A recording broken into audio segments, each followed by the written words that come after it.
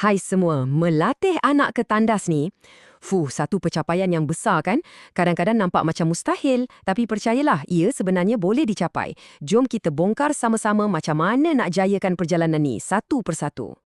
Soalan ni penting tau, sebab kita kena anggap benda ni sebagai satu pengembaraan, satu perjalanan dengan anak kita, bukannya sekadar satu tugasan dalam senarai. Kesediaan kita sebagai ibu bapa sama pentingnya dengan kesediaan anak tu sendiri. Dan nasihat pakar ni, kita kena pegang betul-betul. Dari awal lagi, kita kena realistik. Proses ni memang perlukan kesabaran yang tinggi. Jadi, tarik nafas dalam-dalam, senyum, dan yang paling penting, jangan stres. Okey, jom kita mulakan. Macam mana-mana misi penting pun, persediaan tu kunci kejayaan. Jadi, bahagian pertama ni, kita akan pastikan kita dan si kecil betul-betul bersedia dari A hingga Z. Jadi, macam mana nak tahu bila masa yang sesuai? Cuba perhatikan tanda-tanda ni. Anak anda tak perlu tunjukkan semua sekaligus. Tapi kalau kebanyakannya dah ada, itu petanda yang sangat baik untuk kita mulakan. Sebenarnya, mereka tengah cuba bercakap dengan kita yang mereka mungkin dah bersedia. Persediaan ni macam jalan dua hala. Belah anak, kita nak tengok tanda-tanda macam dia dah mula minat dengan tandas, mungkin asyik ikut kita masuk bilik air, atau dia dah pandai cakap nak kencing atau nak pupu. Lagi satu tanda bagus, bila lampin dia kering lebih lama dari biasa. Tapi, di sebelah kita pula, sebagai ibu bapa, kita kena ada sekurang-kurangnya 3 hari untuk betul-betul fokus.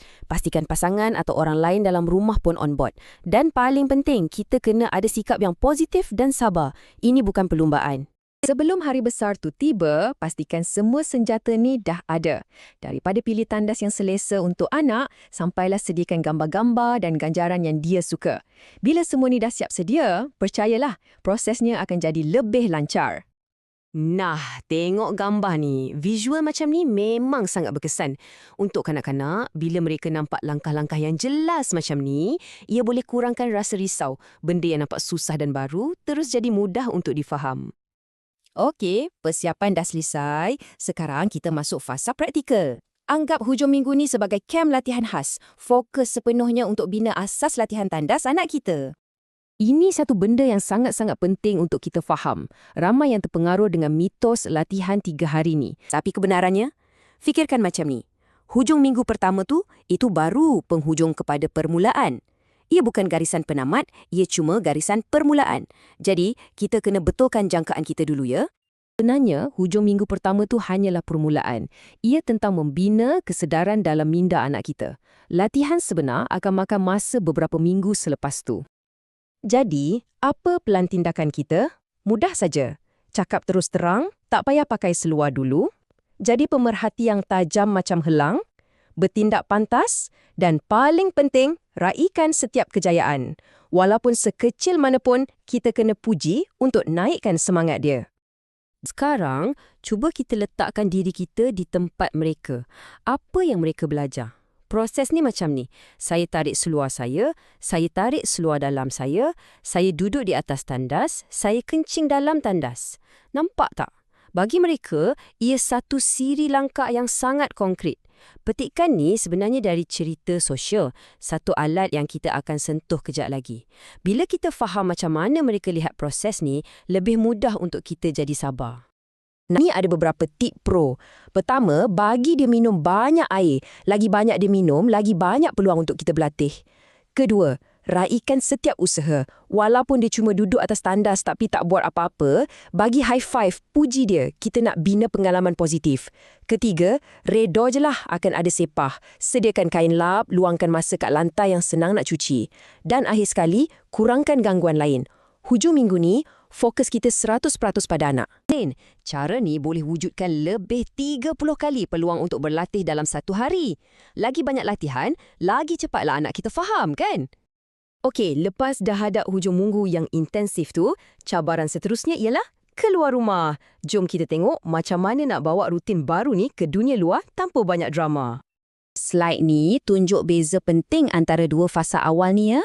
Mula-mula, kita nak dia sedar apa yang tengah berlaku pada badan dia. Lepas tu, baru kita ajar dia untuk sedar sebelum benda tu berlaku. Inilah sebabnya kita elak pakai seluar dalam dulu. Sebab rasa dia macam lampin. Nanti anak jadi keliru.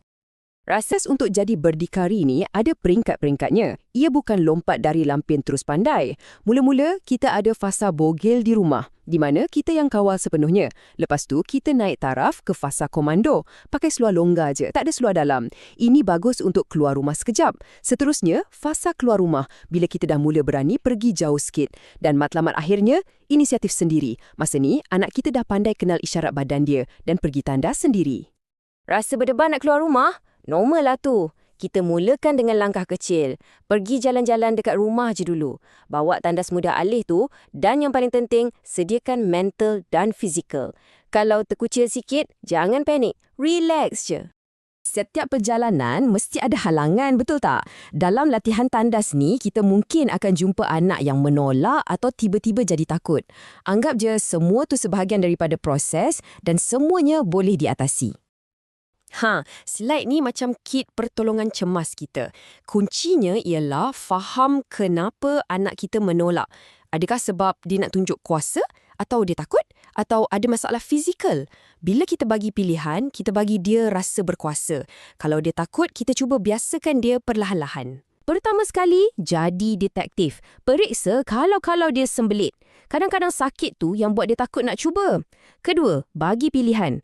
Adik nak guna tandas biru ke tandas yang dalam bilik air? Ini bagi dia rasa ada sedikit kawalan. Ketiga, mungkin persekitaran tu tak sesuai. Tandas besar tu mungkin nampak macam raksasa bagi dia. Cuba guna tandas kecil atas lantai. Dan akhir sekali, kalau kita betul-betul pasti dia perlu pergi, kita kena tegas tapi tenang. Kita duduk sini sampai adik kencing ya. Kalau kita tanya, kita bagi peluang untuk dia cakap tak nak. Tapi kalau kita beri arahan yang lembut dan jelas, kita dah tetapkan apa yang perlu dibuat dan elakkan drama perebutan kuasa. Ini salah satu alat kegemaran saya. Papan mula-mula kemudian. Konsep dia sangat mudah tapi power. Kita tunjukkan secara visual. Mula-mula kita buat benda ni. Duduk atas tandas. Kemudian kita dapat benda yang kita suka. Contohnya masa dengan iPad. Ini bukan rasuah tau, ini adalah cara untuk kita jelaskan jangkaan dan bagi motivasi.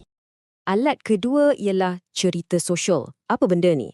Ia sebenarnya cuma satu cerita pendek yang ada gambar yang terangkan satu situasi langkah demi langkah.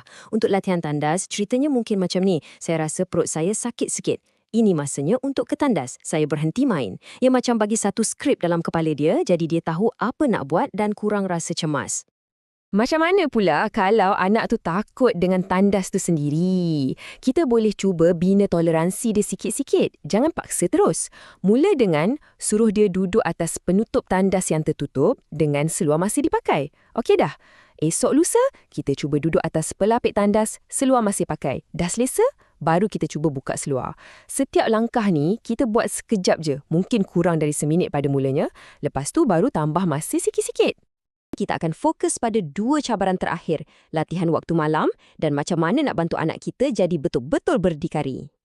Gambaran besar ni tunjukkan yang latihan tandas ni satu proses yang berperingkat. Setiap fasa tu bersambung antara satu sama lain. Jadi, kita akan nampak gambaran yang lebih realistik tentang apa yang boleh kita jangkakan dalam beberapa bulan akan datang. Sabar itu kuncinya. Penting untuk kita tahu, strategi untuk tidur siang dengan tidur malam tak sama. Untuk tidur siang biasanya lebih mudah. Kita pastikan dia ke tandas betul-betul sebelum tidur dan perkara pertama kita buat bila dia bangun pun adalah bawa dia ke tandas. Bila dah beberapa kali lampin dia kering lepas tidur siang, kita boleh cuba tanggalkan. Latihan malam pula lebih mencabar. Kita kena hadkan minum air sebelum tidur, bawa ke tandas sebelum tidur dan kadang-kadang kita kena kenal pasti jadual badan dia dan kejutkan dia pada waktu malam untuk ke tandas. Dan ini satu fakta yang sangat-sangat penting untuk semua ibu bapa ingat.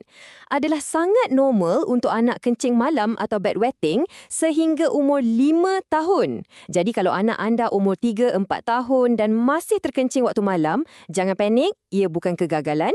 Ia adalah sebahagian normal dari tumbesaran mereka. Waktu malam ni lebih kepada soal badan anak dan rutin.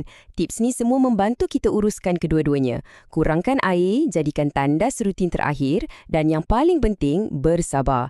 Kawalan pundi kencing waktu malam ni akan datang dengan sendirinya bila sampai masa. Dan ini intipati sebenar dia.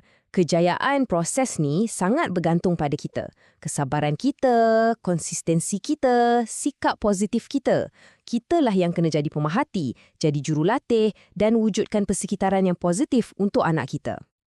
Akhir sekali, mesej ni khas untuk anda para ibu bapa. Mungkin pada mulanya rasa macam susah, tapi dengan persediaan dan sikap yang betul, anda dan anak anda pasti boleh harungi cabaran ni bersama-sama. Percayalah! Jadi, sebelum kita berakhir, cuba fikirkan sekejap soalan ni.